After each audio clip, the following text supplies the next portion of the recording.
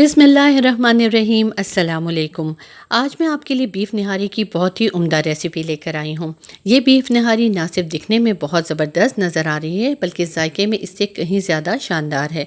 बहुत ही मज़े की ये बीफ़ निहारी बहुत बेसिक मसालों के साथ तैयार हो जाती है। अगर आपके घर में दावत है और मेहमान आ रहे हैं तो आप इस बीफ़ निहारी को ज़रूर तैयार कीजिए। यकीन माने कि आपके मेहमान आपके इस खाने की बेहद तारीफ़ करेंगे और हर कोई आपसे इसकी रेसिपी पूछेगा। अगर आप मेरे चैनल पर नए हैं तो इसे लाइक और सब्सक्राइब कर लें, बेल आइकॉन को प्रेस करें ताकि आने वाली वीडियोस का नोटिफिकेशन आपको टाइम से मिलता रहे। कमेंट सेक्शन में कमेंट्स दें और मेरी वीडियोस को ज़रूर शेयर करें। बीफ़ निहारी बनाने के लिए आपको चाहिए होगा 750 ग्राम बीफ गोश्त। ये मेरे पास तकरीबन 750 ग्राम गोश्त है जो कि आप देख सकते हैं कि बोंग का गोश्त है। बीफ़ निहारी बनाने के लिए बोंग गोश्त का इस्तेमाल करें, उससे बहुत ही मज़ेदार निहारी बनकर तैयार होती है।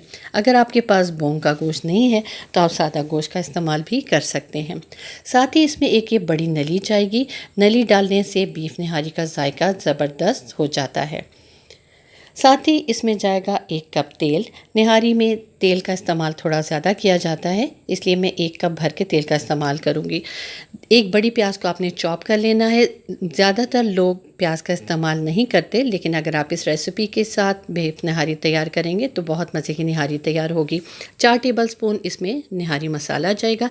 किसी भी अच्छे ब्रांड का निहारी मसाला ले लें। 2 टेबल स्पून अदरक लहसुन का पेस्ट इस्तेमाल किया जाएगा। तो चलें इसे पकाना स्टार्ट करते हैं। मैं निहारी बनाने के लिए प्रेशर कुकर का इस्तेमाल कर रही हूँ। आप चाहें तो इसे पतीली में भी पका सकते हैं। क्योंकि ये बीफ है तो गलने में टाइम लेगा, इसलिए मैं प्रेशर कुकर यूज़ कर रही हूँ। प्रेशर कुकर के नीचे आप चूल्हा ऑन कर लें, इसमें कुकिंग ऑयल डाल दें और साथ ही आप इसमें ये चॉप की हुई प्याज डाल दें। चूल्हे का फ्लेम मीडियम टू स्लो रखें और प्याज को गोल्डन कर लें। 2 से 3 मिनट आपने मुसलसल चम्मच चलाते रहना है ताकि प्याज जलने ना पाए। जब प्याज गोल्डन हो जाए तो आपने इस प्याज को बाहर निकाल लेना है। ये देखें प्याज गोल्डन हो चुकी है। अब मैं इस प्याज को बाहर निकाल रही हूँ। ये बीफ निहारी बहुत ही मज़ेदार बनकर तैयार होती है। अगर आप चाहें तो अपने घर के लिए भी इस निहारी को ज़रूर तैयार कर सकते हैं। ये देखिए प्याज मैंने बाहर निकाल ली थी।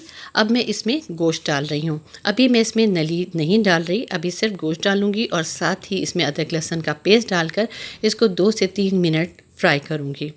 चूल्हे का फ्लेम आप मीडियम टू हाई कर लें और गोश्त को अदरक लहसुन के पेस्ट के साथ इतनी देर तक फ्राई करें कि गोश्त का कलर चेंज हो जाए और अदरक लहसुन भी फ्राई हो जाए।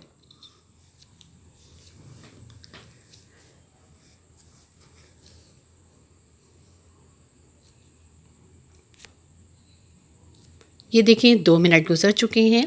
गोश्त का कलर भी चेंज हो गया है और अदरक लहसुन भी अच्छे से फ्राई हो चुका है।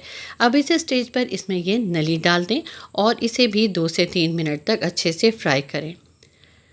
आपने इतनी देर तक इन चीज़ों को फ्राई करना है ताकि इनका कच्चापन निकल जाए। अगर आपकी इसको अच्छे से फ्राई नहीं करेंगे तो गोश्त की कचान निहारी में आएगी। ये देखिए इसे 2 से 3 मिनट फ्राई करने के बाद अब मैं इसमें निहारी मसाला डाल रही हूँ और अब इसे फिर फ्राई करूँगी। अगर आप चाहते हैं कि आपकी ये बीफ निहारी बहुत ही मज़ेदार बनकर तैयार हो तो आपने सारे स्टेप्स को फॉलो करना है।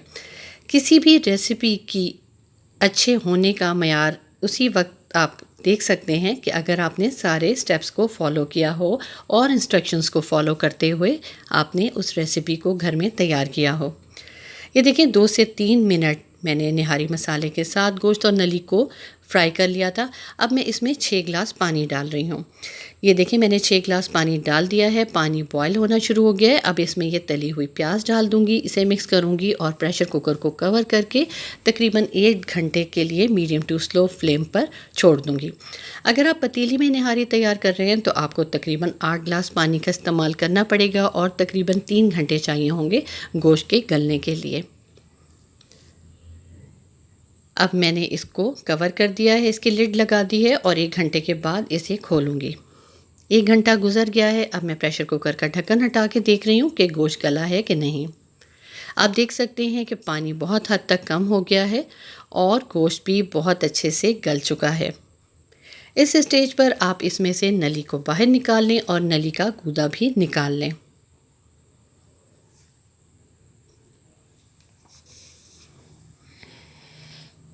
मैंने नली बाहर निकाल ली है।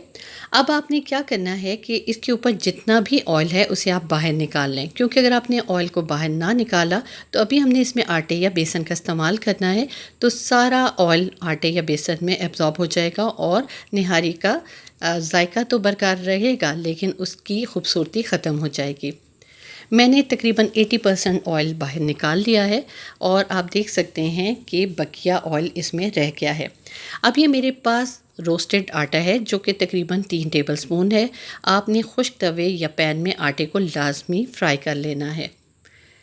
इसमें मैंने तकरीबन 3 टेबलस्पून पानी डाल लिया है। आपने इसको अच्छे से मिक्स करना है कि इसमें गुठलियाँ ना डलें और थोड़ा थोड़ा ये आटे का मिक्सचर इस निहारी में डालते जाएं। चूल्हे का फ्लेम स्लो रखें और साथ साथ चम्मच चलाते रहें, वरना इसमें गुठलियाँ फट जाएंगी।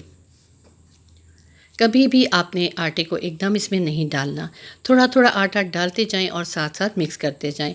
चूल्हे का फ्लेम मीडियम टू स्लो रखें। ये देखिए मैंने सारा आटा थोड़ा थोड़ा करके इसमें डाल दिया था और निहारी काफ़ी हद तक गाढ़ी होना शुरू हो गई है। अभी इसको थोड़ी देर और पकाएंगे। इस निहारी को कवर कर दें, चूल्हे का फ्लेम स्लो कर दें और तकरीबन 3 से 4 मिनट इसको मज़ीद पकाएं ताकि आटा इसमें अच्छे से पक जाए और गाढ़ा हो जाए। ये देखें निहारी काफ़ी हद तक गाढ़ी हो चुकी है। अब मैं इसका चूल्हा ऑफ़ कर दूँगी और इसे किसी बोल में निकाल लूँगी। साथ ही आप बारीक बारीक अदरक काट के रख लें, सब्ज़ मिर्चें काट लें, नींबू का इस्तेमाल भी इसमें किया जाएगा। ये देखें मैंने एक बोल में निहारी को निकाल लिया है। अब मैं इसके ऊपर ये जो ऑयल पहले निकाला था वो उसके ऊपर डाल रही हूँ। आप चाहें तो सारा ऑयल डाल दें, ना चाहें तो थोड़ा सा बचा कर रख लें। ये आपकी अपनी चॉइस पर डिपेंड करता है। निहारी को इसी तरह सर्व किया जाता है, इसी तरह ये प्रेजेंटेबल लगती है। ये देखिए मैंने तकरीबन आधा ऑयल इसमें डाला है और आधा मैं इसको बाद में इस्तेमाल करूँगी। नली का गूदा भी इसमें शामिल कर दें।